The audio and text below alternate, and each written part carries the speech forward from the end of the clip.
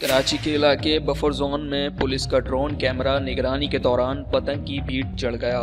कराची में लॉकडाउन के बायस लोग 2 दिन से पतंग उड़ाने में मशगूल हैं। पुलिस ड्रोन इलाके की निगरानी कर रहा था कि आसमान पर उड़ती पतंग में उलझकर जमीन पर जा गिरा। नौजवानों की तरफ से बनाई गई ड्रोन कैमरे के गिरने की वीडियो सोशल मीडिया पर वायरल हो गई।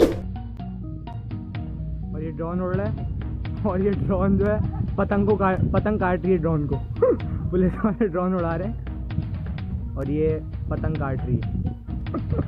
पेजे लड़ा रहे हैं ड्रोन और पतंग वाले। लटक गया, ओए ड्रोन लटक गया, वो गिरा दिया, गिरा दिया, ड्रोन गिरा दिया।